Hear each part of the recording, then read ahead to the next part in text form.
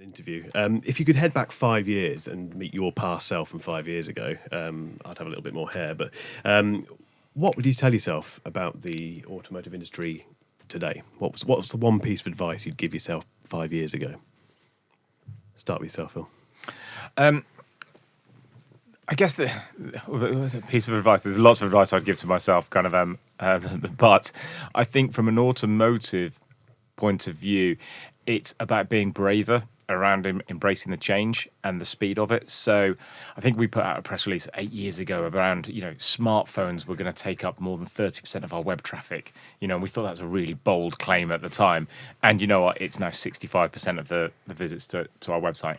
And actually orienting our organisation, and same thing for our customers, orienting our organisation around the future direction, and affording yourself the time to think about where that direction is going, and actually make those decisions now rather than living in the here and now, because those half steps absolutely prepare you for the future. Yeah, you can plan too far ahead, can't you, really? That's a really good point. Yourself, Andy? Yeah, very similar. Is be bolder. The speed of change is not going to slow down. And the things that we're seeing, we've even talked about some of them today, and I've said some of these things I think are going to happen quicker than people expect, because the status quo is a comfortable place, and the model that we have at the moment is a comfortable model. But we are seeing what's changing the industry is financing, and the way cars are purchased, or whether they are purchased at all, whether I'm just leasing it or etc. And the technology change which the consumer is driving, how we buy anything. If I buy a glass, I go and look at the reviews and check that other people are reassuring me that this isn't a stupid thing to buy, and then buying it through the phone probably. So that isn't going to change. Yeah. Again, that's not something you could have foreseen 5 years ago, is it, at all? It's how it's evolved, which goes back to your point, actually. Phill. Neil? I think what we've recognised now, but would have been good to recognise back then, is give the consumer more respect. We were probably 5 years ago still thinking we were in control of that process. We would control the consumer when they came onto our site.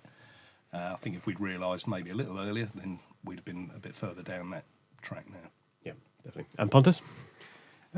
Just from a personal perspective, I'd just gone through an MBA, and one of the interesting things at the time, 5 years ago, was that you get in touch with loads of people from other industries, so you hear about everything that goes on in parallel industries, and it makes you think about is there a better thing out there that one should be in, and are we missing out on something in the industry? And actually, looking back now, I would have said stay with it, because actually so much is going on in our industry now that catches up with other places, but also makes it an exciting place to be. So just stick with it. I think it's really good advice. I think, like you've all said, really, it's not about looking too far ahead, is it?